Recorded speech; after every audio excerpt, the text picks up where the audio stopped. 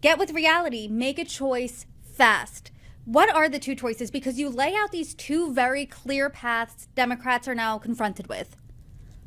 Well, last time we talked on Friday, we were talking about how all this fantasy football was going on. Michelle Obama, Gavin Newsom, who could it potentially be? Maybe somebody we're not thinking of, Leon Panetta, whoever. But, 5 days later, the smoke has cleared. There are two paths, and there's two reasons why there's two paths. One is the Biden-Harris campaign has $240 million in the bank. Campaign finance rules make it so that that money cannot be transferred. So if someone other than Biden or Harris are at the top of that ticket, it's like you're setting that money on fire. You can't transfer it to anyone. You're starting from literally zero. So that very practical reality has to play a role in this conversation. Two, the polling numbers that have come out in the last several days have actually shown in head-to-heads that Harris is best positioned to go against Trump, other than, even when you consider Gretchen Whitmer, Gavin Newsom, a Pete Buttigieg.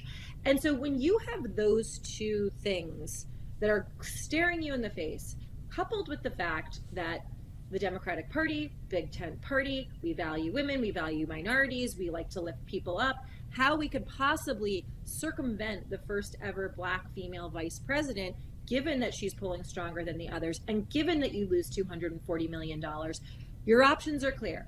Either you stick with Joe Biden and pray to God that Donald Trump implodes and that Joe Biden plays error-proof ball and he goes out and he sits with the New York Times and he sits with 60 Minutes and he does unscripted events and he stops speaking just at teleprompters, and that somehow, everything comes together in a perfect storm for him, which is highly unlikely, but could happen.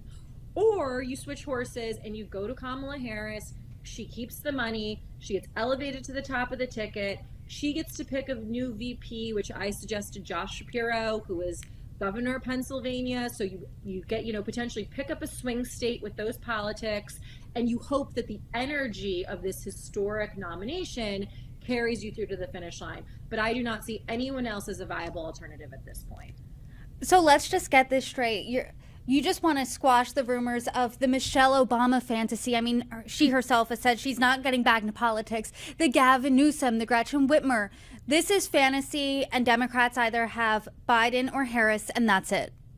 That's right. And we have 35 days. The deadline is not the convention. The deadline is the Ohio presidential ballot certification, which takes place on August 7th. There's a quirk in the law. It happens in advance of the convention. So really, we're staring at August 7th, which means as of today, we have 35 days to figure this out.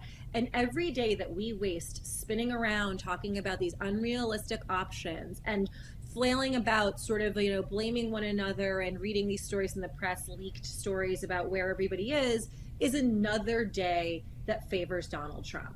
And ultimately, if the goal of the party is to keep the country and keep going on a certain trajectory, then we've got to get our act together quickly.